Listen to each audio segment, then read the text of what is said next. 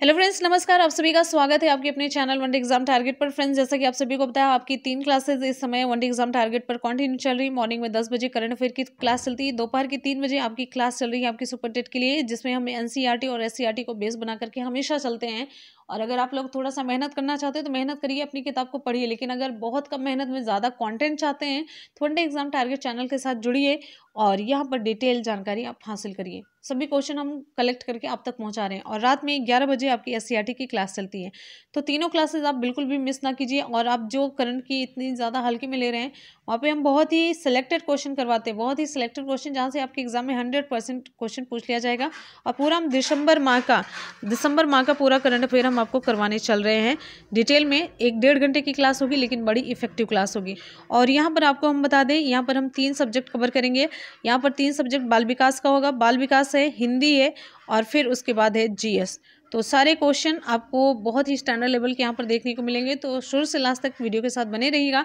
चलिए बिना किसी देरी के स्टार्ट करते हैं। और आप सभी से रिक्वेस्ट है कि वीडियो को लाइक और शेयर जरूर कीजिएगा। आपके लाइक से हमें मोटिवेशन मिलता है, एनर्जी मिलती है। आप 1 घंटे की क्लास नहीं कर पाते, लेकिन हम 1 घंटे की क्लास बनाने में कितने घंटे वेस्ट करते हैं आपको पता नहीं होगा, कितने घंटे हमारे जाते हैं। तो शुरू से लास्ट तक वीडियो के साथ बने रहिएगा, लाइक और शेयर करते रहिए, हमारा मोटिवेशन बढ़ाते रहिए और अपने एनर्जी लेवल को मेंटेन किए रहिए। चलिए स्टार्ट करते हैं आज की क्लास को। क्वेश्चन है, बुनियादी स्तर पर मातृभाषा में शिक्षा देना बेहतर है, क्योंकि यह कौन सा ऑप्शन हमारे यहाँ पर सही होगा। तो जल्दी जल्दी से आप लोग ऑप्शन चूज करिए। बच्चों में आत्मविश्वास का विकास करेगा, या अधिगम को सरल बनाएगा, बौद्धिक विकास में सहायता करेगा, या फिर प्राकृतिक वातावरण में बच्चों को सीखने में सहायता करेगा। बुनियादी स्तर पर मातृभाषा में शिक्षा देना बेहतर क्यों है? ऑप्शन हमारा डी सही हो जाता है, क्योंकि प्राकृतिक वातावरण में बच्चों को सीखने में सहायता देगा। मातृभाषा में जैसे भाषा बोली जाती है, अगर उसी तरीके के वातावरण में जैसा वो बच्चा अभी तक पला बढ़ा है, उसी वातावरण में अगर आप उसी तरीके की शिक्षा देंगे, वही लैंग्वेज यूज करके, इवन वही अगर आप एनवायरनमेंट देंगे, तभी बच्चा ज़्यादा अच्छे तरीके से वो सीख पाएगा। बुनियादी यानी कि प्राथमिक, बुनियादी स्तर यानी कि प्राथमिक स्तर, कौन सा? प्राथमिक स्तर पर बच्चों को मातृभाषा में शिक्षा देना बेहतर होता है, क्योंकि इससे वे अपने आसपास के वातावरण के बारे में जल्दी सीख जाते हैं। नेक्स्ट क्वेश्चन पर आएंगे। हमारा अगला क्वेश्चन है, श्यामपट्ट पर लिखते समय सबसे महत्वपूर्ण क्या है? श्यामपट्ट पर आप जब लिख रहे हैं तो सबसे महत्वपूर्ण क्या रहता है? अच्छी लिखावट, लेखन में स्पष्टता, या कौन सा ऑप्शन आपका सही होगा? सबसे महत्वपूर्ण। वेरी गुड, ऑप्शन यहाँ पर हमारा बी सही हो जाता है। लेखन में स्पष्टता ये सबसे महत्वपूर्ण घटक होता है लेखन कौशल का, ठीक है। या श्यामपट्ट पर लिखते समय सबसे महत्वपूर्ण ये होता है कि लेखन में स्पष्टता होनी चाहिए, जिससे छात्र श्यामपट्ट पर लिखी गई विषय वस्तु को आसानी और सुगमता पूर्वक पढ़ सके। ऑप्शन यहाँ पर हमारा बी सही होता है, ठीक है। नेक्स्ट क्वेश्चन पर आएंगे। हमारा अगला क्वेश्चन, आपकी कक्षा में एक छात्र देर से आता है तो आप क्या करेंगे? आपकी कक्षा में एक छात्र देर से आता है तो आप क्या करेंगे? उसके अभिभावकों को सूचित करेंगे, उसे दंड देंगे, कारण जानने की चेष्टा करेंगे, या उस पर कोई ध्यान नहीं देंगे?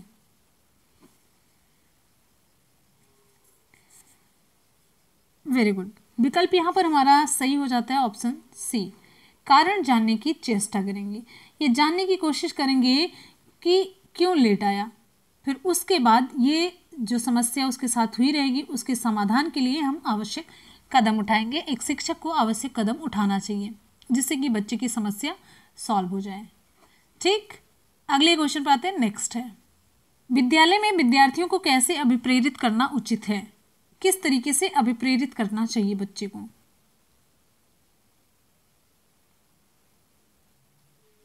चलिए, ऑप्शन यहाँ पर हमारा डी सही हो जाता है, सस्वर अधिगम द्वारा।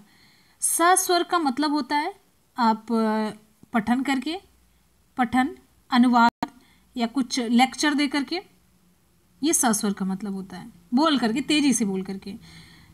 इससे क्या होगा? सस्वर अधिगम द्वारा विद्यार्थियों को प्रेरित किया जा सकता है, और ये एक उचित और महत्वपूर्ण मतलब पहलू होता है कि इसी के द्वारा बच्चे ज़्यादा विप्रेरित होंगे चारों विकल्प के कंपैरिजन में, ठीक है। चलिए, नेक्स्ट हमारा क्वेश्चन है, शिक्षा, यहाँ पर है शिक्षा का उद्देश्य, यहाँ पर का होना चाहिए, शिक्षा का उद्देश्य होना चाहिए। शिक्षा का क्या उद्देश्य होना चाहिए? शिक्षा का उद्देश्य कि बच्चों में, विद्यार्थियों में व्यावसायिक कुशलता का विकास करना, सिर्फ मतलब व्यावसायिक तरीके से इसे तैयार करना, या फिर विद्यार्थियों में सामाजिक जागरूकता का विकास करना, विद्यार्थियों में सामाजिक रूप से जागरूकता बढ़ाना, या फिर विद्यार्थियों को परीक्षा के लिए तैयार करना, ये बिल्कुल नहीं होगा। केवल व्यावसायिक कुशलता, ये भी नहीं होगा। सामाजिक जागरूकता बस बढ़े, ये भी नहीं हो सकता। व्यवहारिक जीवन के लिए विद्यार्थियों को तैयार करना, ये होगा कि बच्चे अपने मतलब एक तरीके से जीने की कला सीख सके, किस तरीके से जीना चाहिए, कैसे कैसे परिस्थितियों में कैसे रिएक्ट करना चाहिए, कैसे किस तरीके से रहना चाहिए। बात समझ में आ रही है? ऑप्शन आपका डी सही हो जाता है, व्यवहारिक जीवन के लिए विद्यार्थियों को तैयार करना। आते हैं हम अगले क्वेश्चन पर। नेक्स्ट हमारा क्वेश्चन है, विद्यार्थी में अवांछित व्यवहार को किंचित परिवर्तन करने में सबसे प्रभावी पद्धति कौन सी है? ठीक है, ऑप्शन यहां पर हमारा सही हो जाता है कौन सा? दंड दे देना। जो भी मतलब एक परिवर्तन, जो व्यवहार को मतलब बदलना चाह रहे हैं, तो उसके लिए विद्यार्थी को दंड देना बिल्कुल गलत है। अभिभावकों के ध्यान में इसे लाना। अवांछित व्यवहार के अभिभावक को बता करके क्या मिलेगा? जब तक आप बच्चे की जो समस्या है उसके कारण को नहीं ढूंढेंगे, उसके उपचार का प्रबंध नहीं करेंगे। ऑप्शन यहाँ पर हमारा सी सही हो जाता है। ठीक है, अवांछित व्यवहार के कारणों को ढूंढना और उपचार का प्रबंध करना, ऑप्शन सी सही होता है। ठीक है, सबसे पहले बालकों के जो अवांछित व्यवहार है उसके कारणों को आप जानना आपके लिए ज़रूरी होता है। उसके पश्चात उन कारणों की समस्याओं के उपचार के लिए प्रबंध करके ही बालक के व्यवहार में परिवर्तन लाने का सबसे उचित और आप कह सकते हैं कि बहुत ही प्रचलित विधि है। व्यवहार के कारण को जानिए, फिर उसके उपचार का प्रबंध करिए, रेमेडियल तरीका अपनाइए। नेक्स्ट क्वेश्चन हमारा है, देखिए, आपको शिक्षक दिवस पर कुछ विद्यार्थियों ने एक बधाई पत्र भेजा। आप क्या करेंगे? आप कुछ नहीं करेंगे, उन्हें धन्यवाद देंगे, उन्हें पैसों की बर्बादी नहीं करने के लिए बोलेंगे या उन्हें बदले में शुभकामनाएं देंगे। बहुत ही प्रैक्टिकल सा क्वेश्चन है। अगर आपको कोई विद्यार्थी बधाई पत्र भेजता है तो आप क्या करेंगे?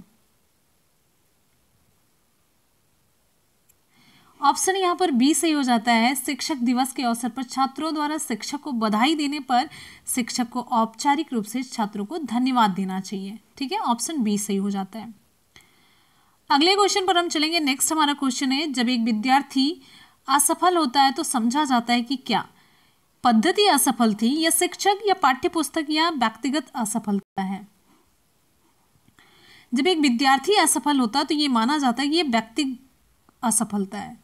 कक्षा में किसी विद्यार्थी का असफल होना उसकी व्यक्तिगत असफलता मानी जानी चाहिए, क्योंकि देखिए विद्यार्थी को असफलता का जो विद्यार्थी की असफलता है उसका शिक्षण पद्धति, शिक्षक, पाठ्यपुस्तक आदि से कोई सीधा संबंध नहीं होता है।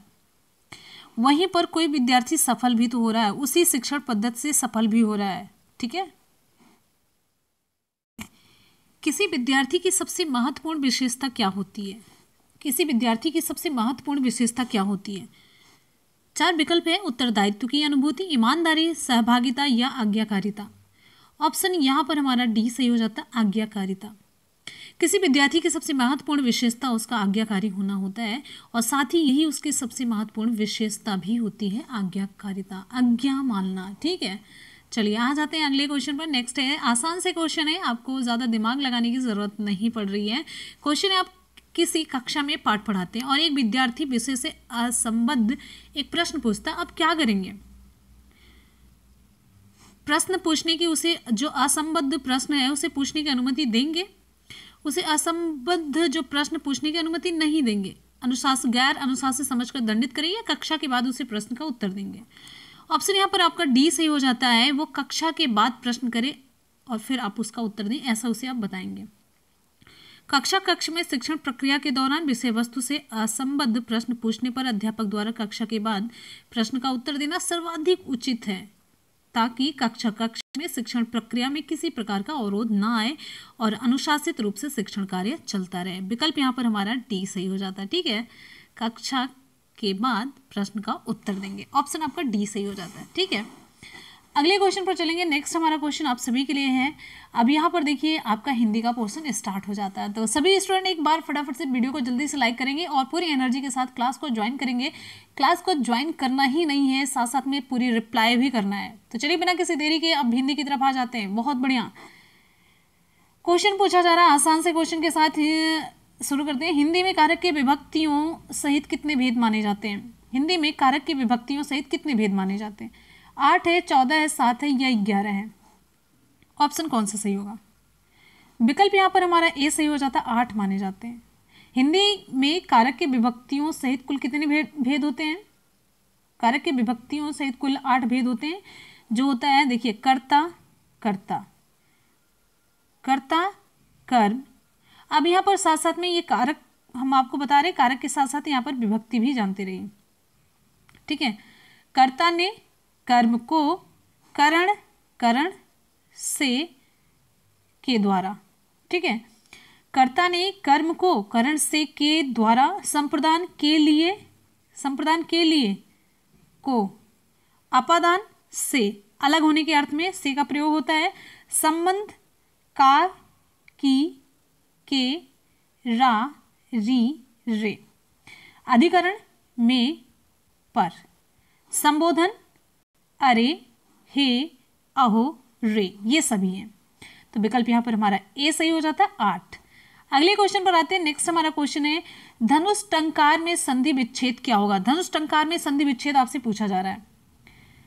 धनुष टंकार, ऑप्शन यहाँ पर हमारा सी सही हो जाता है, धनु धन टंकार, धनु धन टंकार। तो धनुष टंकार का संधि विच्छेद धनु धन टंकार। अब यहाँ पर संधि कौन सी है? संधि कौन सी? बहुत आसान सी संधि, बहुत आसान सी, इससे आसान कोई संधि हो नहीं सकती कि देख करके इसमें बताया जा सके कि कौन सी संधि है। ऑप्शन आपका सी सही हो जाता है, धनु धन टंकार में। वेरी गुड, विसर्ग संधि है। तो आप लोग जल्दी जल्दी से रिप्लाई किया करिए भाई, इतना स्लो क्यों रहते हैं? बहुत ही स्लो है, इतना स्लो नहीं रहना है। बात समझ में आ रही है? तो फटाफट से रिप्लाई करते रहिए। Very good. अगले क्वेश्चन पर आते हैं। नेक्स्ट है, जहां पे टाइम नहीं देना जरूरी वहां टाइम नहीं दिया जाएगा। क्वेश्चन है, किसी विद्यार्थी की सबसे महत्वपूर्ण विशेषता, ये तो हम लोगों ने देख लिया, आज्ञाकारिता है। चलिए रिवाइज भी करते चल रहे हैं। अगला हमारा क्वेश्चन, नेत्रहीन किस समास का उदाहरण है? नेत्रहीन किस समास का उदाहरण है? द्वंद्व, कर्मधारय, बहुब्रीहि या तत्पुरुष? ऑप्शन यहां पर हमारा डी सही हो जाता है, तत्पुरुष। ऑप्शन डी सही होता है, तत्पुरुष समास। नेत्रहीन में तत्पुरुष समास है, और ये तत्पुरुष में भी किसके अंतर्गत आता है? ये करण तत्पुरुष है, करण तत्पुरुष। ध्यान दीजिएगा, करण तत्पुरुष के अंतर्गत आता है। नेत्रहीन का विग्रह क्या होता है? नेत्रहीन का विग्रह होता है नेत्र से हीन, नेत्र से हीन होगा, ठीक है, नेत्र से हीन। अगले क्वेश्चन पर चलेंगे हम। नेक्स्ट हमारा क्वेश्चन आप सभी के लिए है। क्वेश्चन है, सकाम का विलोम क्या है? सकाम का विलोम सुकर्म, निष्काम, समादृत या इनमें से कोई नहीं? आसान सा है, विकल्प भी इसमें देखो, क्वेश्चन तो आसान ही है, साथ साथ में विकल्प भी आसान। ऑप्शन बी सही हो जाता है, सकाम का विलोम निष्काम होता है। अच्छा, समादृत, ये आप ध्यान दीजिएगा, निरादृत का विलोम होता है, निरादृत का विलोम होता है, ठीक। यहां पर आपको बता दें, समादृत का मतलब होता है सम्मानित, ठीक है, क्या होता है? सम्मानित होता है। और यहाँ पर जो इसका मैंने विलोम बताया, निरादृत, निरादृत का मतलब होता है अपमानित, ठीक है। चलिए अगले क्वेश्चन पर हम चलेंगे। नेक्स्ट हमारा क्वेश्चन आप सभी के लिए है, मुट्ठी गरम करना, मुट्ठी गरम करना मुहावरे का सही अर्थ क्या है? मुट्ठी गरम करना मुहावरे का सही अर्थ क्या है? विकल्प कौन सा सही होगा? ऑप्शन यहाँ पर हमारा सही हो जाता है, ऑप्शन बी, रिश्वत देना। ऑप्शन बी सही हो जाता है, रिश्वत देना। मुट्ठी गरम करना मुहावरे का सही मतलब है, ठीक है। चलिए अगले क्वेश्चन पर हम चलेंगे। नेक्स्ट हमारा क्वेश्चन आप सभी की स्क्रीन पर, ट वर्ग का उच्चारण स्थान आपको बताना है। ट वर्ग का उच्चारण स्थान क्या होगा? विकल्प आप सभी के सामने है, तो आप लोग जल्दी जल्दी से रिप्लाई करेंगे, ऑप्शन कौन सा सही होता है। ट वर्ग का उच्चारण स्थान आपको बताना है। ऑप्शन यहां पर हमारा सही हो जाता है सी, क्या है? मूर्धन्य है। ऑप्शन सी सही हो जाता है, ठीक है। चलिए आप सभी लोग अगर क्लास को पसंद कर रहे हैं तो एक बार सभी स्टूडेंट वीडियो को लाइक करेंगे, फटाफट से लाइक करेंगे, जल्दी से करेंगे। तो ट वर्ग का उच्चारण स्थान मूर्धन्य हो गया। अगले क्वेश्चन पर चलेंगे हम। हमारा अगला क्वेश्चन आप सभी के लिए है, आएंगे और चलेंगे, जब दोनों मिक्स हो जाता है तो पता नहीं क्या निकल जाता है। हिंदी में कितने लिंगों का प्रयोग होता है? 1, 2, 3 या इनमें से सभी? विकल्प बी सही हो जाता है, 2। हिंदी में समस्त जो पदार्थवाचक शब्द होते हैं जड़ चेतन तक स्त्रीलिंग एवं पुल्लिंग में विभक्त किए जाते हैं। स्त्रीलिंग और पुल्लिंग, ठीक है, स्त्रीलिंग और पुल्लिंग। ठीक, चलिए, और यहाँ पर जो तीसरा लिंग होता है नपुंसक लिंग, ये संस्कृत में यूज किया जाता है और हिंदी में नहीं। तो संस्कृत में 3 लिंग का प्रयोग किया जाता है, स्त्रीलिंग, पुल्लिंग और नपुंसक लिंग। अगले क्वेश्चन पर हम चलेंगे। नेक्स्ट हमारा इंपॉर्टेंट क्वेश्चन है, जाह्नवी शब्द का पर्याय है। जाह्नवी शब्द का पर्याय है कुमुदिनी, रश्मि, नलिनी या मंदाकिनी। ऑप्शन डी, जाह्नवी गंगा को कहते हैं, जाह्नवी, मंदाकिनी, सुरसरी, गंगा, भागीरथी, देवपगा, विष्णुपदी, त्रिपथगा।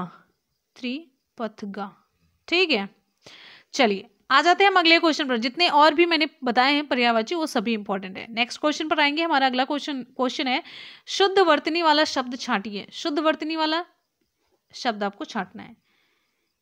यानी, अनाधिकार, प्रतिज्ञा, आशीर्वाद। एक मिनट ध्यान से देखिएगा, एक से ज्यादा विकल्प यहां पर सही हो रहा है, ठीक है। ऑप्शन यहां पर हमें सी और डी दोनों लग रहा है। प्रतिज्ञा भी ऐसे ही लिखा जाता है, आशीर्वाद ऐसे ही लिखा जाता है, ठीक है। और यहां पर यानी ये गलत है, यानी को हम ऐसे लिखते हैं यानी, ठीक है।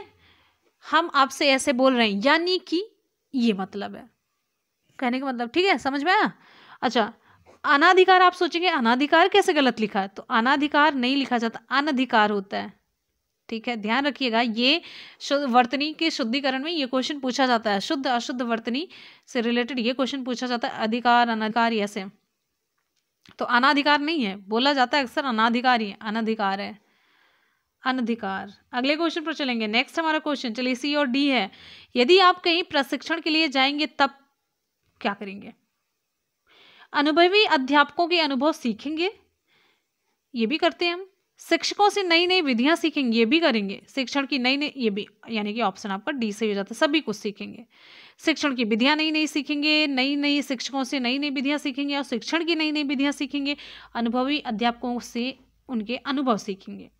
अगला है हमारा क्वेश्चन है, निम्नलिखित महानगरों में किसका लिंगानुपात अधिकतम है? मुंबई है, कोलकाता, चेन्नई या दिल्ली? ऑप्शन यहाँ पर हमारा कौन सा सही होगा? जो लेटेस्ट जनगणना हमारी है 2011, यानी कि 2011 के अनुसार ही यहाँ पर बात की जा रही है। विकल्प यहाँ पर हमारा सी सही हो जाता है, चेन्नई। तो वर्ष 2011 की जनगणना के अनुसार जितने भी दिए गए शहर हैं उनका जो लिंगानुपात है वो आपको हम बताते चलते हैं। मुंबई का है 832 है, ठीक है। और यहाँ पर हम कोलकाता की बात करते हैं, 908 है। चेन्नई 989 है, 989 है। और दिल्ली है 868। तो सबसे ज़्यादा लिंगानुपात किस में है? चेन्नई में है। तो विकल्प आपका यहाँ पर सी सही हो जाता है। अगले इंपॉर्टेंट क्वेश्चन पर आ जाते हैं। नेक्स्ट हमारा क्वेश्चन है, राज्यसभा में होते हैं, राज्यसभा में होते हैं कितने? क्या पूछा जा रहा है इसमें? विकल्प के अकॉर्डिंग आपको देखना है। 280 सदस्य, जिसमें से 20 सदस्य भारत के राष्ट्रपति द्वारा मनोनीत किए जाते हैं, या फिर क्या होता है 280 या 275 या 250 या 252? पहले ये देख लीजिए, फिर उसमें से कितने राष्ट्रपति के द्वारा मनोनीत किए जाते हैं वो देख लीजिए, ठीक। चलिए जल्दी से आप लोग चारों विकल्प देखिए और अपनी रिप्लाई फटाफट से कॉमेंट सेक्शन में दीजिए। वेरी गुड, यहाँ पर हमारा ऑप्शन सी सही हो जाता है। 250 सदस्य होते हैं, जिनमें से 12 सदस्य भारत के राष्ट्रपति द्वारा मनोनीत किए जाते हैं। क्लियर है? आपको बता दें भारत की संसद किससे मिलकर के बनी होती है? तो भारत की जो संसद होती है, राष्ट्रपति,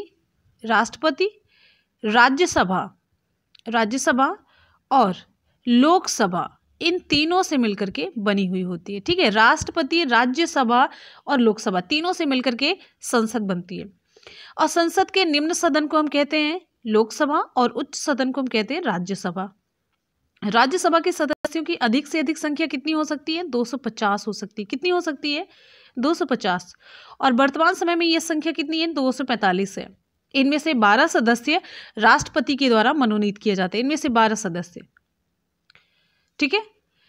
और ये ऐसे व्यक्ति होते हैं जिन्हें कला, विज्ञान, साहित्य, समाज सेवा या सहकारिता के क्षेत्र में विशेष ज्ञान व अनुभव प्राप्त है।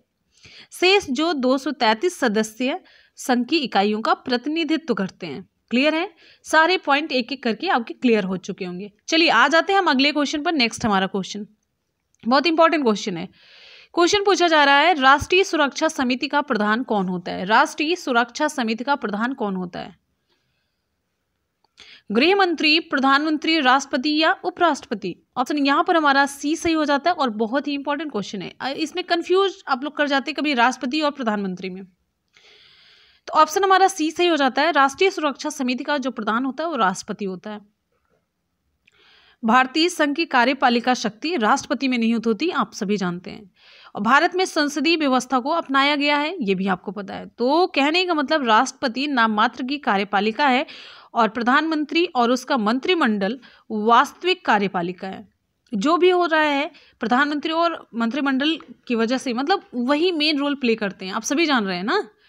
तो राष्ट्रपति तो नाम मात्र का होता है वैसे भी, ठीक है। चलिए अगले क्वेश्चन पर आ जाते हैं। नेक्स्ट हमारा क्वेश्चन है, निम्नलिखित में से कौन सा युग्म सही सुमेलित है? चलिए पूछा जा रहा है कौन सा युग्म सही सुमेलित है।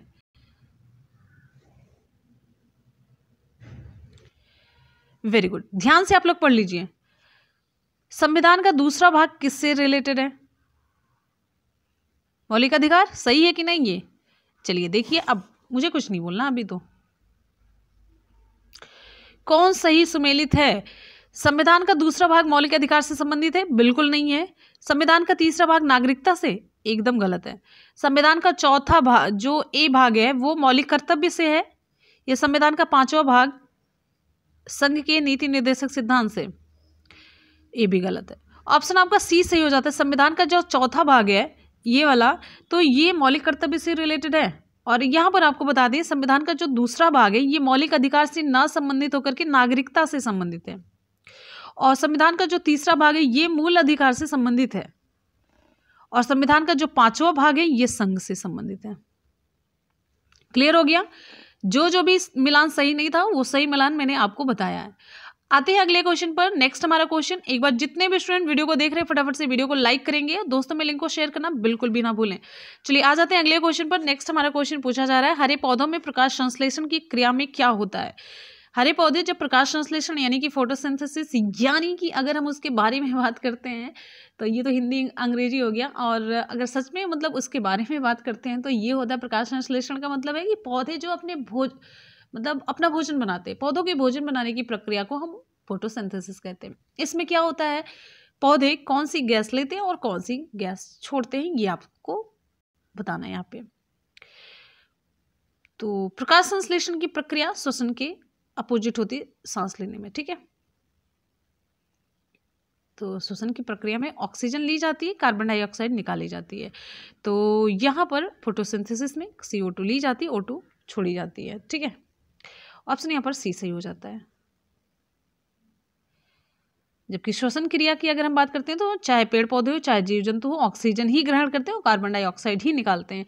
तो ऑक्सीजन जब दोनों ग्रहण करते हैं तो यही कहा जाता है ना कि ज़्यादा से ज़्यादा पेड़ लगाए जिससे कि ऑक्सीजन ज़्यादा, क्योंकि हम भी लेते हैं पेड़ पौधे भी लेते हैं, यानी कि सभी जीव जंतु जितने भी जीवित हैं सभी ऑक्सीजन ले रहे हैं। तो और पेड़ों का जो बैलेंस है वो कम होता जा रहा है, तो कैसे ऑक्सीजन का बैलेंस बनेगा? तो इसलिए कहा जाता है पेड़ पौधे आप ज़्यादा लगाइए। अगले क्वेश्चन पर हम आ जाएंगे। नेक्स्ट, ये बहुत इंपॉर्टेंट क्वेश्चन खूब पूछा जाता है। घर की सुरक्षित विद्युत सप्लाई के लिए उपयोग में आने वाला फ्यूज तार जिस धातु का बना होता है उसका क्या होता है? गलनांक कम होता है या गलनांक ज्यादा होता है? प्रतिरोध ज्यादा होता है या प्रतिरोध कम होता है? ध्यान से सोच करके रिप्लाई करिए, बहुत इंपॉर्टेंट है और सभी सही रिप्लाई कर पाएंगे। ऑप्शन ए सही हो जाता है। बहुत ही इंपॉर्टेंट क्वेश्चन है, खूब पूछा जाता है। इसमें कॉन्सेप्ट ये क्लियर होना चाहिए। देखिए, जब क्या होता है घर में, जब भी लाइट तेज आती है, जब भी कुछ गड़बड़ी होती है तो आप देखते होंगे फ्यूज का तार ये क्या होता है, जल जाता है या वहाँ से कनेक्शन हमारा ख़त्म हो जाता है। पूरे घर की सप्लाई, जो बिजली की सप्लाई होती है वहाँ से कनेक्शन, जैसे फ्यूज लगा हुआ है, फ्यूज तार लगा हुआ है, तो यहाँ से कनेक्शन खत्म हो जाता है। जब तार यहाँ से दोनों अलग हो जाता है तो क्या होता है, यहाँ की जो विद्युत सप्लाई हमारे मेन घर की होती है सभी बच जाती है, क्योंकि यहाँ से अब बिजली आगे आ ही नहीं रही होती है। तो ये जो जिस धातु का बना होता है उसका गलनांक कम होने का मतलब गलनांक कम होने का मतलब होता है कि जैसे गलनांक कम हुआ यानी कि बिजली कम ही मिली, तब तक ये तार, जैसे नॉर्मल बिजली आ रही तब तक तो सही रहेगा, लेकिन थोड़ी सी भी अगर ज़्यादा मिल जाती है तो ये गल जाता है। कहने का मतलब ये नहीं कि बहुत ज़्यादा लाइट का वेट करें कि बहुत ज़्यादा लाइट आए तो फिर हम गलना शुरू करें, ऐसे समझिए। मतलब थोड़ी सी लाइट ज़्यादा हुई, इसका गलनांक कम होता है, यानी कि मतलब इसको बहुत ज़्यादा ताप की ज़रूरत नहीं पड़ती, थोड़े से ताप पे ही ये तार पिघल जाता है, गल जाता है। तो थोड़ी सी लाइट जैसे ज़्यादा हुई ये गल गया, और ज़्यादा होने का वेट नहीं करके गल गया तो इधर से इसका कनेक्शन खत्म हो जाता है। बात समझ में आई? और साथ ही साथ जब भी ऐसे आपसे पूछा जाए गलनांक और प्रतिरोध दोनों साथ में, जब गलनांक और प्रतिरोध का विकल्प दोनों एक साथ में हो तो आप यही करेंगे, गलनांक कम हो और प्रतिरोध भी कम होता है, उसी विकल्प को आप सही करेंगे। तो विद्युत फ्यूज का जो प्रयोग परिपथ में लगे उपकरणों की सुरक्षा के लिए किया जाता है। ये किसका बना होता है ये भी आपको बता देते हैं। तांबा, टिन व सीसा की मिश्रित धातु होती है। क्या है? तांबा, टिन और सीसा की मिश्र धातु का ये बना होता है, और ये सदैव परिपथ के साथ पूछा जाता है समांतर या श्रेणी क्रम में जोड़ा जाता है। तो आपका उत्तर होगा ये हमेशा श्रेणी क्रम में जोड़ा जाता है। एक पैटर्न होता है तार जोड़ने का, दो पैटर्न होता है, समांतर और श्रेणी क्रम। तो आप बस इतना याद रखना कि ये जो फ्यूज तार होता है ये विद्युत परिपथ में श्रेणी क्रम में जोड़ा जाता है। ठीक है, बस इतना जानते रहिए। श्रेणी क्रम में जोड़ा जाता है और इसका गलनांक कम होता है, प्रतिरोध भी कम होता है, और ये किस मिश्र धातु का बना हुआ होता है? तांबा, टिन और सीसा। और इसका प्रयोग क्यों किया जाता है? जो घर में विद्युत फ्यूज का प्रयोग होता है वो जो हमारे लाइट मतलब जो विद्युत परिपथ लगा होता है उसके उपकरणों की सुरक्षा करने के लिए इसका प्रयोग किया जाता है। इतने ही क्वेश्चन इससे रिलेटेड पूछे जाएंगे, कभी इससे ज्यादा नहीं पूछा जाएगा। ठीक, आ जाते हैं हम अगले क्वेश्चन पर। नेक्स्ट है, वित्त बिल के लिए किसकी पूर्व स्वीकृति आवश्यक है? वित्त बिल के लिए किसकी पूर्व स्वीकृति आवश्यक है? प्रधानमंत्री की, वित्त मंत्री, भारत के राष्ट्रपति, या किसी की भी नहीं होती है? ऑप्शन यहां पर हमारा सी से हो जाता है। ठीक है, तो धन विधेयक राज्यों की सीमाओं, क्षेत्रों और नामों को परिवर्तित करने वाले विधेयक और व्यापार और वाणिज्य पर प्रतिबंध लगाने वाले विधेयक राष्ट्रपति की पूर्व अनुमति के बिना संसद में पेश नहीं किए जा सकते। तो पूर्व स्वीकृति राष्ट्रपति की जरूरी होती है। तो वित्त बिल वही धन विधेयक है। तो धन विधेयक पर लोकसभा को एकाधिकार प्राप्त है। लोकसभा, ध्यान रखिएगा ये क्वेश्चन बड़ा इंपॉर्टेंट है। तो धन विधेयक पर लोकसभा का एकाधिकार प्राप्त है।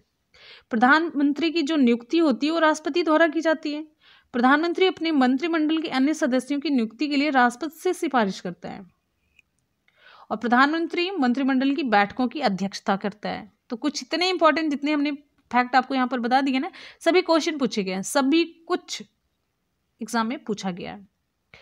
आ जाते हैं हम अगले क्वेश्चन पर। नेक्स्ट हमारा क्वेश्चन है, स्टेनलेस स्टील मिश्र धातु है किसकी? बहुत इंपॉर्टेंट क्वेश्चन है, मोस्ट इंपॉर्टेंट। ठीक है, स्टेनलेस जो स्टील है वो किसकी मिश्र धातु है? चलिए, ऑप्शन यहां पर हमारा सी सही हो जाता है, लोहे और क्रोमियम के। स्टेनलेस स्टील ये लोहे और क्रोमियम 18% होता है इसमें, और निकिल, इवन निकिल भी इसमें जोड़ लीजिए, कि मिश्रण से तैयार किया जाता है। इसका उपयोग आप सभी जान रहे हैं, जितने भी बर्तन आजकल हैं स्टेनलेस स्टील के होते हैं, बर्तन बनाने में इसका उपयोग किया जाता है। हमारा अगला क्वेश्चन आप सभी के लिए यहाँ पर देखिए, भौतिक परिवर्तन का एक उदाहरण है। भौतिक परिवर्तन पूछा जा रहा है, भौतिक परिवर्तन उदाहरण है, हवा में चांदी के बर्तनों का काला होना, मोमबत्ती का जलना, दूध से दही का जमना, या पानी में चीनी का घुलना। भौतिक परिवर्तन मेनली दो परिवर्तन होते हैं, भौतिक और साथ साथ में दूसरा है रासायनिक परिवर्तन। ठीक है, अब अलग अलग दोनों कैटेगराइज हैं, लेकिन मेन परिवर्तन भौतिक और रासायनिक है। ऑप्शन यहां पर हमारा डी सही हो जाता है, पानी में चीनी का घुलना। पानी में चीनी का घुलना एक भौतिक परिवर्तन है। अच्छा, भौतिक और रासायनिक परिवर्तन किसे कहते हैं? बहुत ही छोटा सा और आसान सा डिफरेंस आपको बताते हैं। किसी भी पदार्थ से जब कोई नया पदार्थ बनता है, जैसे ये पदार्थ ए है और ये बना बी, फिर बी से अगर हम ए प्राप्त कर लेते हैं, यानी कि किसी भी पदार्थ को हम पुनः प्राप्त कर लेते हैं जो पहले वाला पदार्थ होता है, तो उसे हम कहते हैं भौतिक परिवर्तन। कहने का मतलब भौतिक परिवर्तन वो परिवर्तन है जिसमें पदार्थ का पूर्व वाला रूप, यानी कि बी बनने के बाद फिर हम ए प्राप्त कर सके, यानी कि पूर्व रूप पुनः प्राप्त किया जा सके वो भौतिक परिवर्तन होता है, जबकि रासायनिक परिवर्तन में पदार्थ का जो मूल रूप होता है, मतलब पूर्व वाला रूप, वो हम प्राप्त नहीं कर सकते हैं। जैसे एग्जाम्पल के तौर पर हम दोनों आपको बताते हैं। भौतिक परिवर्तन मतलब प्राप्त कर सकते, पानी में मैंने चीनी घोल दिया, चीनी घुल गई, लेकिन जब वाष्पन की प्रक्रिया हम करेंगे पानी उड़ जाएगा और चीनी हमें प्राप्त हो जाएगा। दूध से दही का बनना, ये हो गया रासायनिक। अब ये दही से हम फिर दूध नहीं बना सकते। देखिए मोमबत्ती का जो जलना हुआ, मोमबत्ती जल के खत्म हो गई, ठीक है, ये रासायनिक परिवर्तन है। हवा में चांदी के बर्तनों का काला होना, ये भी रासायनिक परिवर्तन है। बात समझ में आ रही है? सिंपल सा डिफरेंस आपको मैंने बता दिया, इसी आधार पर आप सभी क्वेश्चन सॉल्व कर सकते हैं भौतिक और रासायनिक परिवर्तन से रिलेटेड। अगला क्वेश्चन हमारा पूछा जा रहा है, टेफ्लॉन एक बहुलक है जिसमें क्या होता है? टेफ्लॉन एक बहुलक है जिसमें क्या होता है? क्लोरीन, कार्बन, सोडियम या फ्लोरीन? ऑप्शन डी सही हो जाता है, फ्लोरीन है। टेफ्लॉन टेट्रा फ्लोरो का एक बहुलक है। किसका है? टेट्रा, एक मिनट, टेट्रा फ्लोरो, टेट्रा फ्लोरो का बहुलक है। इसमें फ्लोरीन एक तत्व के रूप में होता है, मतलब फ्लोरीन ही होता है, ठीक है, फ्लोरीन से जुड़ करके ये टेफ्लॉन बनता है।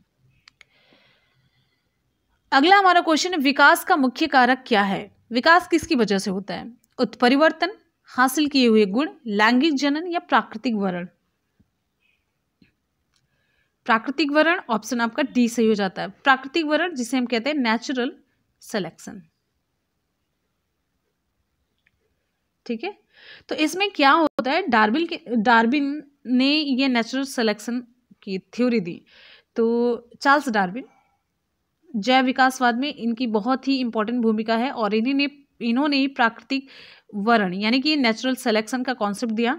और आपको बता दें, इनके अनुसार जो जीव प्रकृति के अनुरूप बदल जाते हैं वही जीवित रहते, जो अपने आप को प्रकृति के अनुसार नहीं ढाल पाते हैं, उनके अनुकूल नहीं हो पाते, यानी कि जिस भी परिवेश में रह रहे हैं, जिस भी पर्यावरण में रह रहे हैं, उनके अनुसार अपने को नहीं ढाल पाते हैं, तो समय के साथ वे नष्ट हो जाते हैं और इसी को प्राकृतिक वरण कहते हैं, नेचुरल सिलेक्शन। प्रकृति उन्हीं को चुनती है, उन्हीं को सेलेक्ट करती है जो उसके अनुसार ढल लेते हैं, जो संघर्ष करते हैं, ठीक है।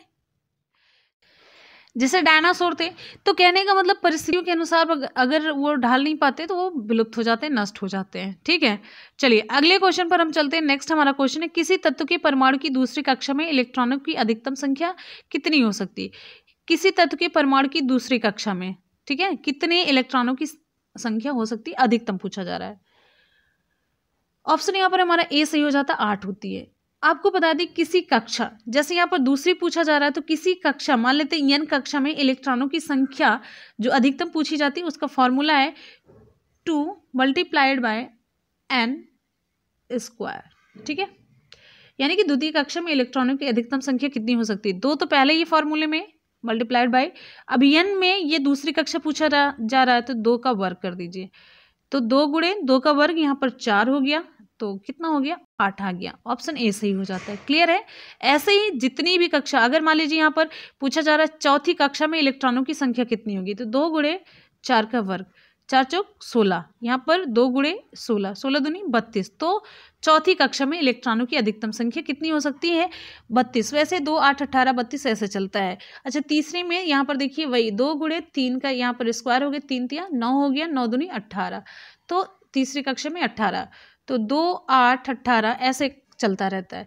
अच्छा अगर पहली कक्षा की यहाँ पर बात कर दी जाए तो 2 × 1 का वर्ग, 1 का वर्ग 1 ही होगा, 2 × 1 = 1, तो 2, तो 2, 8, 18, 32 ऐसे ये चलता रहता है, ठीक है। अगले क्वेश्चन पर आ जाते हैं। नेक्स्ट हमारा क्वेश्चन आप सभी के लिए है, भोजन के प्रति वर्ग में प्रति यूनिट कैलोरी की मात्रा सर्वाधिक होती है किस में सबसे ज्यादा? विटामिन में, वसा में, कार्बोहाइड्रेट्स या प्रोटीन में? इंपॉर्टेंट क्वेश्चन है। ऑप्शन हमारा यहाँ पर बी सही हो जाता है, वसा में। देखिए भोजन के वर्ग में प्रति यूनिट कैलोरी की मात्रा सबसे ज्यादा वसा में होती है। 1 ग्राम वसा से आपको 9.3 किलो कैलोरी ऊर्जा उत्पन्न होती है। वसा किसमें पाई जाती है आपको जानना चाहिए। वसा घी हुआ, तेल हुआ, दूध हुआ, मछली हुआ, दही, पनीर, इन सभी में पाई जाती है। अगले क्वेश्चन पर हम चलेंगे। नेक्स्ट हमारा बहुत इंपॉर्टेंट क्वेश्चन है, झूमिंग कृषि करते हैं। झूमिंग कृषि भोटिया, खासी, संथाल या टोडा। ऑप्शन यहाँ पर हमारा सही हो जाता है कौन सा? ऑप्शन बी सही हो जाता है, खासी। झूमिंग चलवासी कृषि का एक नमूना है, जो चलने वाली खेती करते हैं, कभी यहाँ कर लिया, कभी वहाँ कर लिया, कभी यहाँ कभी यहाँ, ऐसे ऐसे। तो इसके तहत आदिवासी एक स्थान से दूसरे स्थान पर जंगलों को साफ करके खेती करते हैं। एक स्थान से दूसरे स्थान पर जाते हैं और जंगलों को साफ करते, खेती करते, इसके पश्चात भी आगे बढ़ जाते हैं। जब वहाँ की जो उपजाऊ शक्ति होती है वो कम हो जाती है, जब भूमि की फर्टिलिटी कम होती है तो फिर वो आगे बढ़ जाते हैं। और ये सर्वाधिक खासी जनजातियों में पाई जाती है ये कृषि वाली क्वालिटी, ठीक है। जबकि आपको बता दें उड़ीसा राज्य सर्वाधिक झूमिंग कृषि से ये प्रभावित है। आपसे पूछा जाए सर्वाधिक प्रभावित जो राज्य है झूमिंग कृषि से, तो आपका उत्तर होगा उड़ीसा। और अगर हम बात करेंगे चलवासी जो है वो कौन से लोग ज़्यादा यूज करते हैं मतलब ये झूमिंग कृषि, तो आप कहेंगे कि खासी जो जनजाति है ये झूमिंग कृषि ज़्यादा करते हैं। अगले क्वेश्चन पर हम चलेंगे। नेक्स्ट हमारा क्वेश्चन है, प्रशीतन खाद्य परिरक्षण में मदद करता है। जो हम मतलब सब्जियों या जो जितनी भी चीज़ों को, खाद्य पदार्थों को हम सुरक्षित रखते हैं, संरक्षित करते हैं, किस तरीके से? कोल्ड स्टोर करके। तो प्रशीतन या रेफ्रिजरेट मतलब रेफ्रिजरेशन में रखते हैं, ठीक है, फ्रिज में रखते हैं। तो क्या कॉन्सेप्ट होता है उसके पीछे? चाहे कोल्ड स्टोरेज की बात हो, चाहे हम फ्रिज में रख रहे हो, चाहे रेफ्रिजरेशन, मतलब कोई भी ऐसी प्रोसेस जिसमें पदार्थों को हम ठंडा करके उसको ज़्यादा दिन तक हम प्रयोग करने की मतलब कोशिश में हैं, वहाँ पर कौन सी प्रोसेस होती है जिससे कि वो चीज़ें खराब नहीं होती हैं? ऑप्शन यहाँ पर हमारा बी सही हो जाता है, ऑप्शन बी, जैव रासायनिक अभिक्रियाओं की दर कम करके, ठीक है। जो जीव होते हैं, जो जीव उसमें मतलब अगर आप बाहर रख देते हैं तो जीव उसमें जल्दी उत्पन्न हो जाते हैं, तो उनकी जो जैव रासायनिक प्रक्रियाएं हैं फ्रिज वगैरह में, उनकी दर को कम करके वो ज़्यादा अपनी वृद्धि नहीं कर पाते हैं, वो उतने एक्टिव नहीं रह पाते हैं। तो ये क्या काम करता है? तो जब वो ज़्यादा तेज़ी से अभिक्रिया नहीं कर पाते, ज़्यादा तेज़ी से बढ़ नहीं पाते हैं, तो हमारी चीज़ें सुरक्षित रहती हैं। बस यही कॉन्सेप्ट है, ठीक है। चलिए अगला हमारा क्वेश्चन है, एस्ट्रोजन किसके द्वारा उत्पादित होता है? एस्ट्रोजन, ऑप्शन कौन सा सही होगा? ऑप्शन यहाँ पर हमारा बी सही हो जाता है, पुट्टिका कहा जाता है। ग्राफियन जो पुट्टिकाएं होती हैं, ग्राफियन फॉलिकल कहा जाता है इंग्लिश में। ऑप्शन यहाँ पर बी सही हो जाता है। ये मादा हार्मोन है। एस्ट्रोजन एक एस्टेरॉयड होता है, एस्टेरॉयड होता है जो ग्राफियन फॉलिकल से ये निकलता है, और युवावस्था में जो लक्षण दिखते हैं उसको मतलब उसके विकास को प्रेरित करता है। एक तरीके से क्या, ये मादा हार्मोन है, ठीक है, जो मतलब आपके अंदर के चेंजेस को जब आप युवावस्था में पहुंचते हैं तो उसके वो चेंजेस प्रभावित करता है। इसके फलस्वरूप क्या होता है, जैसे कि कहा जाता है कि मादा की आवाज़ में मधुरता आती है, स्वभाव में शालीनता, और कुछ और भी प्रोसेस होती है जो कि युवावस्था में स्टार्ट हो जाती है, आप सभी जानते हैं। और आपको बता दें इस हार्मोन की कमी से जनन क्षमता में कमी आती है, और ठीक है। बस अगले क्वेश्चन पर चलेंगे। नेक्स्ट हमारा क्वेश्चन आप सभी के लिए है, सब्जियों की खेती के लिए निम्नलिखित मृदाओं में से कौन सी सर्वोत्तम है? सब्जी की खेती करने के लिए बलुई है, बलुई दोमट, या मटियारी दोमट, या मटियार। सर्वाधिक उपयुक्त, ऑप्शन यहाँ पर हमारा बी सही हो जाता है, बलुई दोमट ये मृदा सबसे उपयुक्त होती है सब्जियों की खेती के लिए। और बहुत इंपॉर्टेंट क्वेश्चन, ये जितने भी क्वेश्चन आप लोग देख रहे हैं बड़े यूनिक है, अलग हैं, और बहुत ही स्टैंडर्ड लेवल के हैं, ठीक है। और वीडियो अगर पसंद आ रहा हो तो वीडियो को बिना किसी देरी के फटाफट से वीडियो को लाइक और दोस्तों में शेयर जरूर करिए। चलिए अगले क्वेश्चन पर हम आएंगे। नेक्स्ट हमारा क्वेश्चन, निम्नलिखित सब्जियों में से कौन सी एक प्रोटीन का प्रचुरतम स्रोत है? मटर, मेथी, परवल, या खीरा। प्रोटीन का ऑप्शन हमारा यहाँ पर ए सही हो जाता है। तो दिए गए सब्जियों के विकल्प में से सबसे अधिक प्रोटीन किस में पाई जाती है? मटर में पाई जाती है, लगभग 7.2% पाई जाती है, ठीक है। नेक्स्ट क्वेश्चन पर हम आएंगे, बहुत इंपॉर्टेंट।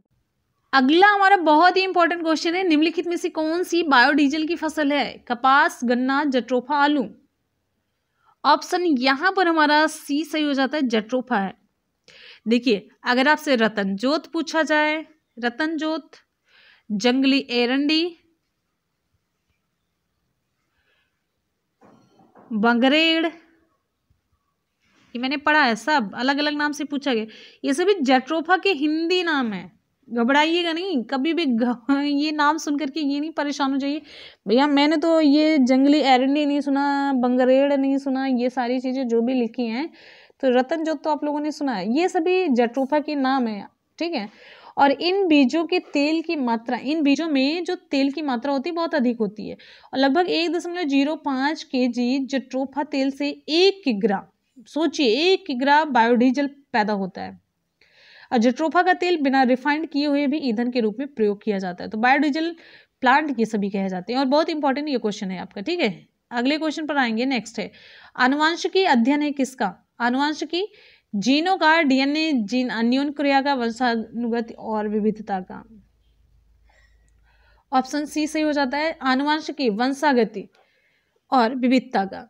ये आपको बता दें आनुवंशिकी किसे कहते हैं? जो हमारे आनुवंशिक लक्षण होते हैं, जो आनुवंशिक लक्षण मतलब जो हमें माता पिता से मिलते हैं पीढ़ी दर पीढ़ी आगे संचरित होते जाते हैं, मतलब आगे हमारी जनरेशन में वो संचरित हो जाते हैं। तो इनके जो संचरण की विधियां हैं और कारणों के अध्ययन को हम आनुवंशिकी कहते हैं। और आपको बता दें आनुवंशिकता के बारे में सबसे पहले जानकारी दी थी ग्रेगर जॉन मेंडल ने, जो कि थे ऑस्ट्रेलिया के, इसलिए इन्हें आनुवंशिकी का पिता भी कहा जाता है, फादर ऑफ जेनेटिक्स किसे कहा जाता है? ग्रेगर जॉन मेंडल को, ठीक है। अगले क्वेश्चन पर हम चलेंगे। नेक्स्ट हमारा क्वेश्चन है मृदा विज्ञान में मृदा को मापते हैं, मृदा विज्ञान में मृदा को मापते हैं, सॉरी मृदा को मानते हैं, क्या मानते हैं? चलिए ध्यान से आप लोग ऑप्शन पढ़ लीजिए। ऑप्शन हमारा ए सही हो जाता है, प्राकृतिक पिंड मानते हैं, मृदा विज्ञान में मृदा को प्राकृतिक पिंड मानते हैं। अगला क्वेश्चन है एक अंतरिक्ष यान जो चक्कर लगा रहा है से एक सेब छोड़ा जाता है, एक अंतरिक्ष यान है जो चक्कर लगा रहा है, इससे एक सेब छोड़ा जाता है, तो क्या कैसे गिरेगा? पृथ्वी की ओर गिरेगा, ये कम गति से गतिमान होगा, या फिर अंतरिक्ष यान के साथ साथ उसी गति से गतिमान होगा, या फिर अधिक गति से गतिमान होगा?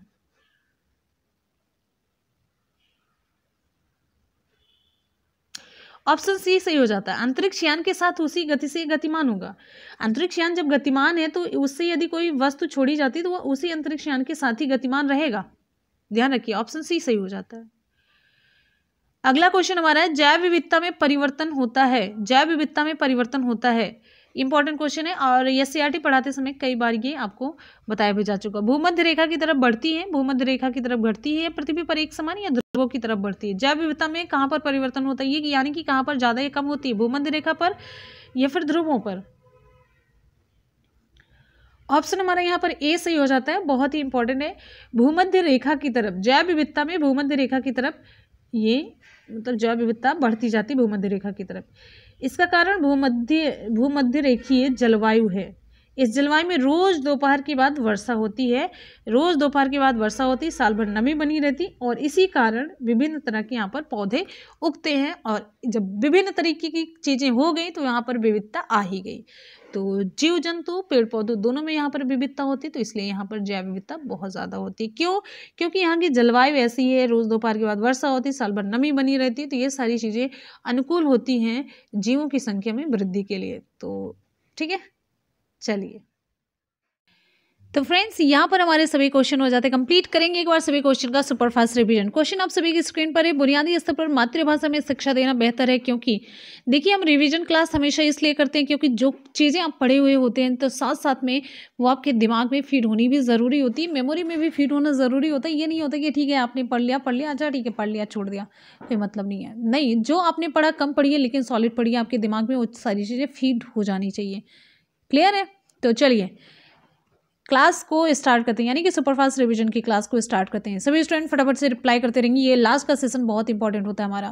क्वेश्चन है बुनियादी स्तर पर मातृभाषा में शिक्षा देना बेहतर है, क्योंकि ऑप्शन यहाँ पर हमारा डी सही हो जाता है, प्राकृतिक वातावरण में बच्चों को सीखने में यह सहायता करेगा। अगला क्वेश्चन है श्याम पट्ट पर लिखते समय सबसे महत्वपूर्ण क्या होता है? विकल्प यहाँ पर हमारा बी सही हो जाता है, लेखन में स्पष्टता होनी जरूरी है, ऑप्शन बी सही होता है। नेक्स्ट क्वेश्चन पर आएंगे। क्वेश्चन है आपकी कक्षा में एक छात्र देर से आता है तो आप क्या करेंगे? कारण जानने की चेष्टा करेंगे। विकल्प यहाँ पर हमारा सी सही हो जाता है और लास्ट में उस कारण पर अपना भी समाधान देंगे या फिर समाधान करने की उसकी पूरी कोशिश करेंगे जिससे कि बच्चा फिर से लेट ना हो सके। क्वेश्चन है, विद्यालय में विद्यार्थियों को कैसे अभिप्रेरित करना उचित है? चारों विकल्प के अकॉर्डिंग ऑप्शन हमारा डी सही हो जाता है, सस्वर अधिगम के द्वारा, सस्वर अधिगम के द्वारा, ऑप्शन डी। नेक्स्ट हमारा क्वेश्चन आप सभी के लिए है, शिक्षा का उद्देश्य होना चाहिए, शिक्षा का उद्देश्य क्या होना चाहिए? ऑप्शन यहाँ पर हमारा कौन सा सही होगा? शिक्षा का उद्देश्य होना चाहिए कैसा? ऑप्शन डी, व्यवहारिक जीवन के लिए विद्यार्थियों को तैयार करना, ये शिक्षा का उद्देश्य होना चाहिए। व्यवहारिक जीवन के लिए विद्यार्थियों को तैयार करना, ऑप्शन डी सही हो जाता है। ठीक है, आते हैं नेक्स्ट क्वेश्चन की तरफ। विद्यार्थी में अवांछित व्यवहार को किंचित परिवर्तन करने में सबसे प्रभावी पद्धति कौन सी है? सबसे प्रभावी पद्धति, अवांछित व्यवहार के कारणों को ढूंढ लेना और उपचार का प्रबंधन करना। विकल्प यहाँ पर हमारा सी सही हो जाता है, करेक्ट है। नेक्स्ट हम क्वेश्चन पर आएंगे। हमारा अगला क्वेश्चन, आपको शिक्षक दिवस पर आपको शिक्षक दिवस पर कुछ विद्यार्थियों ने एक बधाई पत्र भेजा, आप क्या करेंगे? आप उन्हें धन्यवाद देंगे। ऑप्शन यहाँ पर हमारा बी सही हो जाता है। नेक्स्ट क्वेश्चन है, जब एक विद्यार्थी असफल होता है तो समझा जाता है कि क्या था? यह व्यक्तिगत असफलता होती है, ऑप्शन डी सही हो जाता है। नेक्स्ट क्वेश्चन पर हम आएंगे। हमारा अगला क्वेश्चन आप सभी के लिए है, किसी विद्यार्थी की सबसे महत्वपूर्ण विशेषता क्या है? ऑप्शन डी सही हो जाता है, आज्ञाकारिता। नेक्स्ट है, आप किसी कक्षा में पाठ पढ़ाते हैं और एक विद्यार्थी विषय से असंबद्ध एक प्रश्न पूछता है, आप क्या काम करेंगे? उसे कक्षा के बाद प्रश्न पूछने के लिए कहेंगे और प्रश्न का उत्तर देंगे, कक्षा के बाद प्रश्न का उत्तर देंगे। नेक्स्ट है, अब हिंदी का पोर्शन आता है। हिंदी में कारक की विभक्तियों सहित कितने भेद माने जाते हैं? तो विकल्प यहाँ पर हमारा ए सही हो जाता है, 8। सब कुछ मैंने डिटेल में आपको बताया, कर्ता नहीं कर्म को करण से। धनुष टंकार का संधि विच्छेद आपको बताना है, धनुष टंकार का संधि विच्छेद क्या होगा?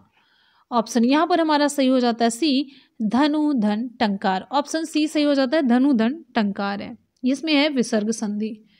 अगला क्वेश्चन हमारा है,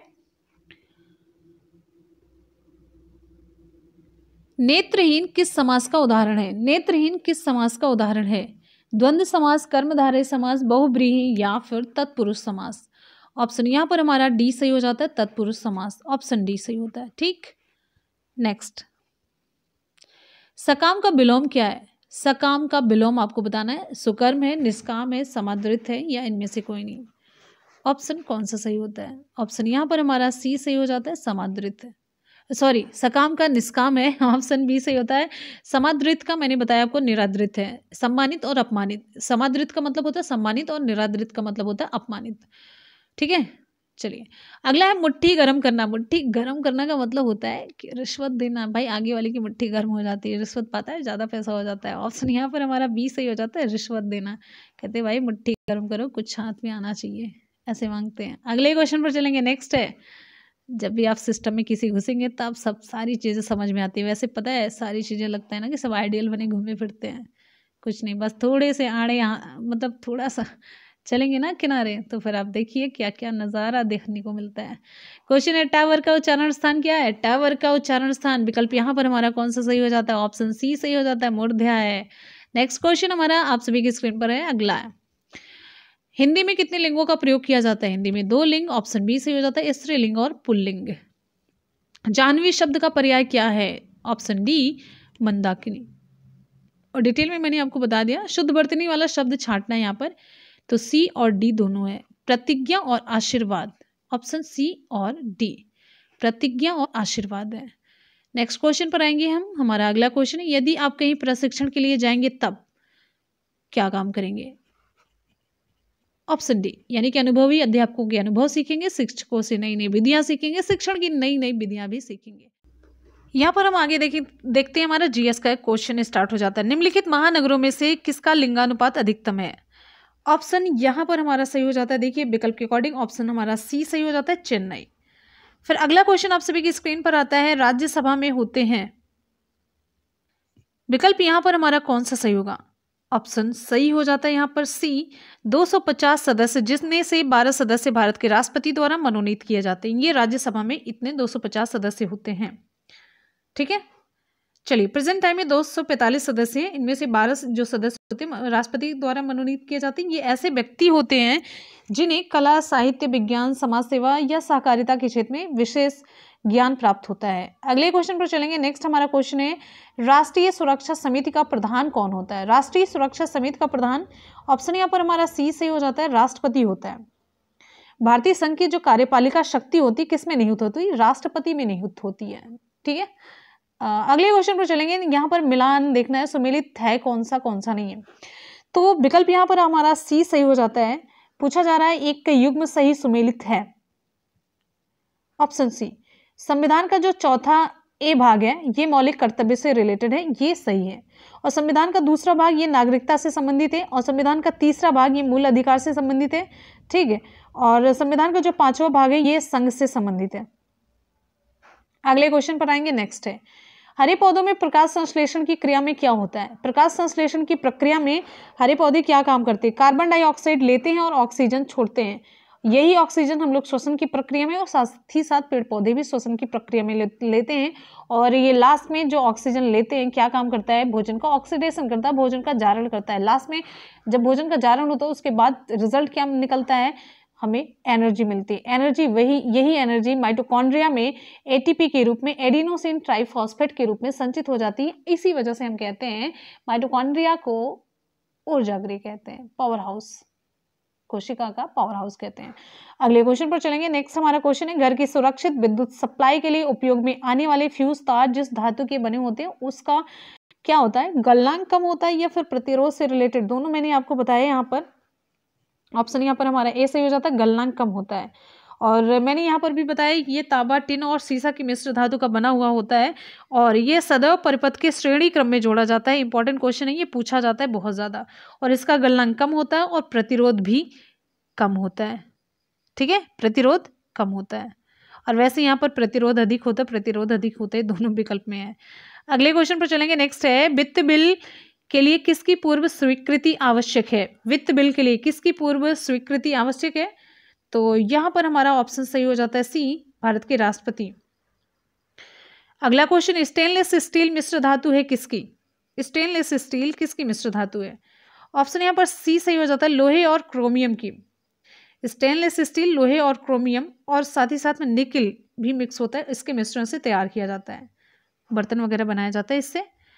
हमारा अगला क्वेश्चन भौतिक परिवर्तन का एक उदाहरण है, भौतिक परिवर्तन का उदाहरण। ऑप्शन यहाँ पर डी सही हो जाता है, पानी में चीनी का घुलना। फिर से इसे वाष्पीकृत करके पानी उड़ा दिया जाता है और फिर चीनी मिल जाता है। ठीक है, वाष्पन के द्वारा चीनी को पुनः प्राप्त किया जा सकता है। तो भौतिक परिवर्तन यह होता है जिसमें पदार्थ का पूर्व रूप फिर से प्राप्त किया जा सकता है, जबकि रासायनिक परिवर्तन में पदार्थ का पूर्व रूप प्राप्त नहीं किया जा सकता है। ठीक है, जैसे दूध से दही का बनना, फिर से दूध आप बना सकते हैं, तो ये रासायनिक परिवर्तन हुआ। और भौतिक परिवर्तन, चीनी फिर से प्राप्त की जा सकती है वाष्पीकृत के द्वारा, वाष्पीकरण की प्रक्रिया के द्वारा पानी उड़ जाता है जब तब। टेफ्लॉन एक बहुलक है, पॉलीमर है किसका, जिसमें क्या होता है? ऑप्शन डी से हो जाता है, फ्लोरीन ही पाया जाता है, फ्लोरीन का एक बहुलक होता है। अगला क्वेश्चन, विकास का मुख्य कारक क्या है? विकास का मुख्य कारण है प्राकृतिक भरण, नेचुरल सिलेक्शन। ठीक है, ऑप्शन डी। नेक्स्ट है, किसी तत्व के परमाणु की दूसरी कक्षा में इलेक्ट्रॉनों की अधिकतम संख्या कितनी हो सकती है? मैंने आपको बताया है क्या होता है, 2 गुणे n का स्क्वायर।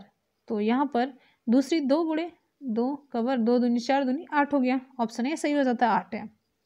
नेक्स्ट है, भोजन के वर्ग में प्रति यूनिट कैलोरी की मात्रा सर्वाधिक होती है किसमें? ऑप्शन यहाँ पर हमारा बी सही हो जाता है, वसा में। इंपॉर्टेंट है। अगला है, झूमिंग कृषि करते हैं, झूमिंग कृषि करते हैं कौन करते हैं? भोटिया, खासी, संथाल या टोडा। ऑप्शन यहां पर हमारा सही हो जाता है ऑप्शन बी, खासी। ठीक है, ऑप्शन बी सही हो जाता है। नेक्स्ट हमारा क्वेश्चन है, प्रशीतन खाद्य परिरक्षण में मदद करता है। प्रशीतन खाद्य परिरक्षण में मदद करता है कैसे? ऑप्शन बी, जैव रासायनिक अभिक्रियाओं की दर कम करके। ऑप्शन बी सही हो जाता है। ठीक है, चलिए अगले क्वेश्चन पर आते हैं। नेक्स्ट हमारा क्वेश्चन है, एस्ट्रोजन किसके द्वारा उत्पादित होता है? ऑप्शन बी सही हो जाता है, ऑप्शन बी सही हो जाता है।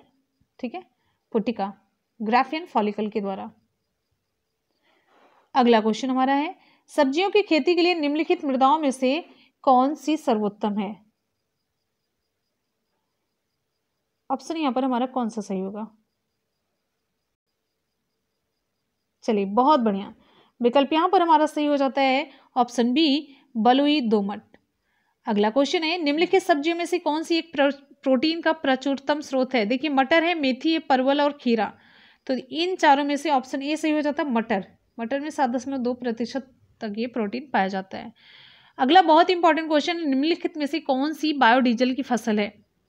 ऑप्शन सी, जट्रोफा रतनजोत जिसे कहते हैं। जंगली एरंडी और बंगरेड ये सभी जट्रोफा के ही नाम है। क्वेश्चन है, आनुवंशिकी अध्ययन है किसका? आनुवंशिकी किसका अध्ययन है? वंशागति और विविधता का। ऑप्शन सी सही हो जाता है। अगला क्वेश्चन है, मृदा विज्ञान में मृदा को मानते हैं क्या? मानते हैं मृदा विज्ञान में मृदा को क्या मानते हैं? ऑप्शन यहां पर हमारा सही हो जाता है एक प्राकृतिक पिंड मानते हैं। ऑप्शन ए सही होता है। अगला क्वेश्चन हमारा है, एक अंतरिक्ष यान जो चक्कर लगा रहा है उससे एक सेब छोड़ा जाता है तो वो कैसे गिरेगा? ऑप्शन यहाँ पर हमारा सी सही हो जाता है, अंतरिक्ष यान के साथ साथ उसी गति से ये गतिमान होगा। अगला है, जैव विविधता में परिवर्तन होता है। जैव विविधता में कैसा परिवर्तन होता है? किधर की तरफ? ये भूमध्य रेखा की तरफ बढ़ती है या उसकी तरफ घटती है? पृथ्वी पर एक समान रहती है, ध्रुवों की तरफ बढ़ती है। तो ऑप्शन यहाँ पर हमारा ए सही हो जाता है। हमने आपको बताया भूमध्य रेखा की तरफ ये बढ़ती है। क्यों? इसका कारण है भूमध्य रेखा की जो जलवायु है, इस जलवायु में रोज दोपहर के बाद वर्षा होती है, साल भर गर्मी नमी बनी रहती है और इसी कारण से यहाँ के जो मौसम है, जो जलवायु, उसके मतलब उसी के अकॉर्डिंग यहाँ पर विभिन्न तरह के पेड़ पौधे उगते हैं। जब पेड़ पौधे उगते हैं तो विभिन्न प्रकार के यहाँ पर जीव जंतु भी निवास करने लग जाते हैं। तो पेड़ पौधे और जीव जंतु की जहाँ पर ज़्यादा से ज़्यादा प्रजातियाँ होती है तो वहाँ पर जैव विविधता होती है, बायोडाइवर्सिटी होती है। ठीक है, तो इसी के साथ ही फ्रेंड्स ये जितने भी हम लोगों ने क्वेश्चन आज देखे हैं सभी का सुपरफास्ट रिवीजन कर लिया और उम्मीद है कि आपको ये वीडियो बहुत ही पसंद आया होगा। बहुत ही अलग, यूनिक और स्टैंडर्ड लेवल के क्वेश्चन आपको देखने को मिले हैं। तो वीडियो पसंद आया तो वीडियो को लाइक ज़रूर कीजिएगा और मेहनत से, ईमानदारी के साथ, ऑनेस्टी के साथ पढ़ाई कंटिन्यू रखिए। तो इसी के साथ ही मिलेंगे फिर नेक्स्ट वीडियो में। चलिए आज देख लेते हैं आज का सवाल आप सभी के लिए। आज का हमारा सवाल हिंदी से रिलेटेड होगा जो कि बहुत ही सिंपल है। सकाम का विलोम आपको बताना है कमेंट सेक्शन में। सकाम का विलोम आपको कमेंट सेक्शन में कमेंट करके फटाफट से बताना है क्या होगा। ठीक है, चलिए दूसरा क्वेश्चन आपसे पूछते हैं। दूसरा क्वेश्चन ध्यान से सुनिएगा। जो संविधान का दूसरा भाग है, संविधान का दूसरा भाग, संविधान का जो दूसरा भाग है वो किससे संबंधित है? संविधान का दूसरा भाग किससे संबंधित है? चलिए आपको विकल्प दे देते हैं। पहला नागरिकता, दूसरा मूल अधिकार, तीसरा मौलिक कर्तव्य, चौथा संघ। तो किससे संबंधित है संविधान का दूसरा भाग? आप दोनों क्वेश्चन के रिप्लाई कमेंट सेक्शन में कमेंट करके जरूर बताएंगे। ठीक है, और बस आप लोग एक ही काम किया करिए, एक ज़्यादा कुछ नहीं, कम से कम 5 दोस्तों में अपने शेयर कर दिया करिए, अपने व्हाट्सएप ग्रुप पर या फिर अपने फेसबुक पेज पर, कहीं पर भी आप लोग शेयर जरूर किया करिए। ठीक है, चलिए मिलते हैं, कुछ नए स्टूडेंट को भी आप जोड़ा करिए। मिलते हैं फिर नए वीडियो में, नेक्स्ट क्लास में।